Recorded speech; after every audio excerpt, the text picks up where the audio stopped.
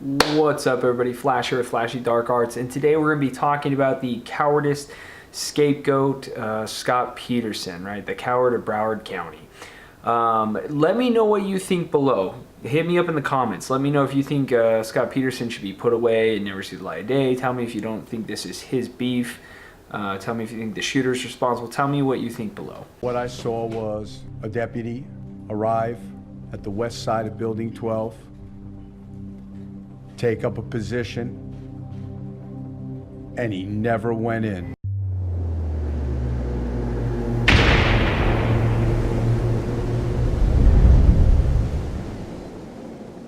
Broward Sheriff's Office was involved in 23 type calls involving the killer in some way, shape, or form. It's truly disturbing video of the Valentine's Day suspect wielding a BB gun in his backyard, then pointed the gun at his window. The FBI admitting last week that it failed to act on a tip. An anonymous female tipster telling the FBI a violent child who killed animals posted about firearms and ISIS. She eventually even tells the FBI she worries about him getting into a school. All right, everybody, unless you've been living under a rock for the past, I don't know, 2 to 3 years, Scott Peterson is the school resource officer who did not go and address the mass shooter at Stoneman Douglas High School on Valentine's Day 2018. Scott Peterson is getting charged with 11 counts of child neglect. I'm going to hit you with a lot of facts today and explain to you why he is most likely not going to be convicted.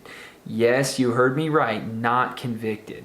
Okay, to fully understand this, we have to go to the day of the shooting. Marjorie Stoneman Douglas High School in Parkland, Florida looks like this. At 2:21 p.m., a pathetic, nameless active shooter was seen carrying a rifle bag into the 1200 building. He was seen by unarmed security monitor identified as Medina. The shooter entered the door at the 1200 building through an unstaffed, unsecured door. The shooter spends 2 minutes on the first floor shooting 24 people, 11 of which die. The first minute of gunfire goes unnoticed by Peterson. Athletic coaches Hickson and Fias both entered the 1200 building at separate times to stop the shooter and to save kids. Both are shot dead, and they were both unarmed, most likely because of Florida state law, which prohibits firearms on school property.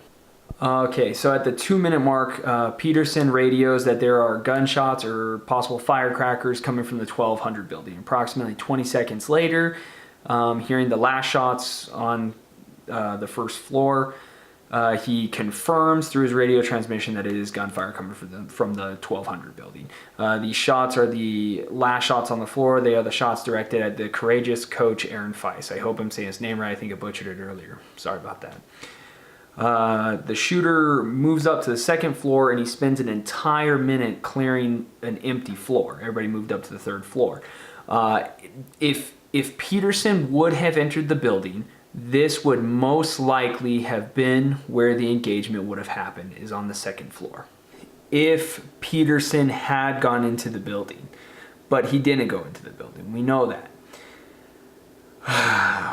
This is the biggest tragedy of that day, because while 3 adults gave their lives to save children that day, the only person legally allowed to carry a firearm on school property did not go into the building.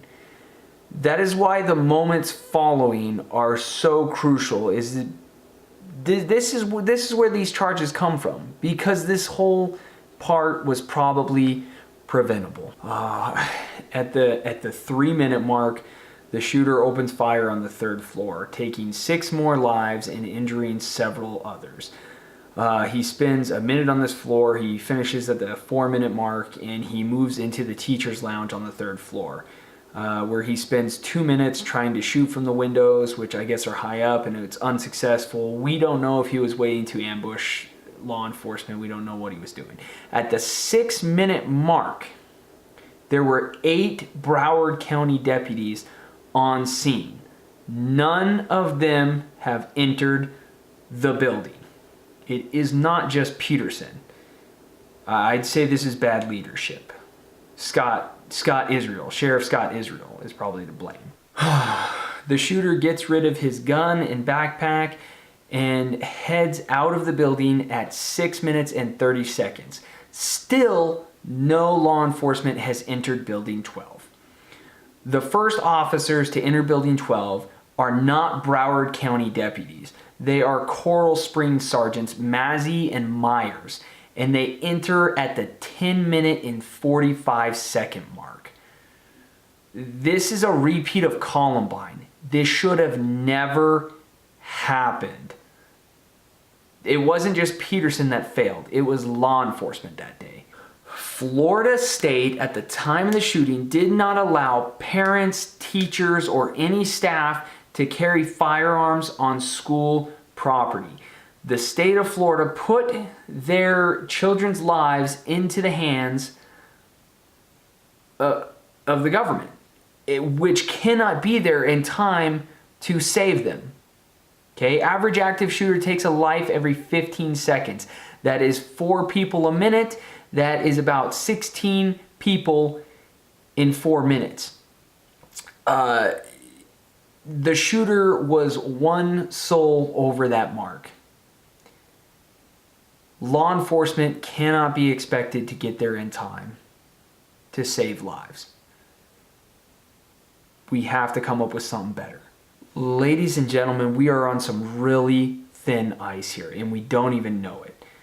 Why were the only 2 people on campus with guns that day law enforcement and the shooter? Why is that? We are handing over our lives and our freedoms to the government, who cannot always be there to save us, regardless of how good they are at the time. Here's the thing, after all of this, unless this goes all the way up to the Supreme Court, okay, Peterson and also the other 7 officers that day won't be found guilty of any of this, okay? Unless it goes up to the Supreme Court, or Peterson just decides not to fight it, okay? If he fights it,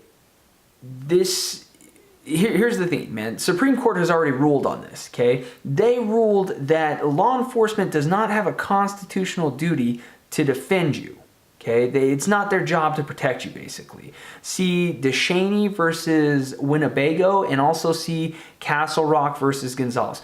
Both Supreme Court cases that basically says a government official does not have to protect you. Okay, I'm going to say this again because I really want you to grasp this. The Supreme Court ruled that government officials, including local law enforcement, cannot be held civilly liable for inaction. Basically, you can't sue them for not protecting you. If you can't sue them for not protecting you, I'm pretty sure you can't hit them with criminal charges because they didn't protect you. It's literally not their job to protect you. Sounds crazy, right? That's why they're hitting him with child neglect. They don't really have a whole lot to hit him with. Child neglect seems fitting, but the problem is that in the state of Florida, it's a caregiver that has to cause child neglect, and a caregiver is defined as a parent, a household member that's an adult, or other person responsible for the child's welfare. I don't know if that a cop counts as a person responsible for a child's welfare. It might. But this is most likely going to go back up to the Supreme Court if Scott Peterson decides to fight it. If he gives in, it is what it is. But if he decides to fight it, it's going to go all the way up to the Supreme Court. This might make it up to the Supreme Court. Yeah, I don't know. But they want to put away badly. Is this going to be the first case that holds government responsible for your safety? I don't think so. It might. I don't know. But here's the thing, man. We have done this to law enforcement. Our society has done this to law enforcement. Think about that for a second. We hold law enforcement responsible if they act, and we don't hold them responsible if they don't act, right? We hold them responsible for every car crash that comes from a police chase, so now police don't chase people anymore. We hold them responsible for every bullet that leaves their guns, so police are afraid to use their guns. We hold them responsible for every time they touch somebody, even when doing an arrest or a search. So they try not to do that. Why would police do anything? Why do they do anything? Because they're sheepdogs. They want to go after the wolves. They want to go after the bad guys.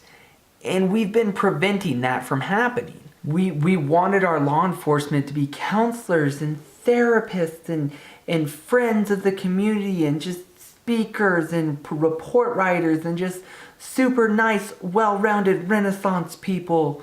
Just so polite. Just, wouldn't just harm anything, just not aggressive at all. That's not the nature of a sheepdog. A sheepdog is just like the wolf, okay? The only difference is the sheepdog has discipline, okay? The sheepdog fights the wolves because he knows he has to. Other than that, he's disciplined so he doesn't hurt the sheep, okay?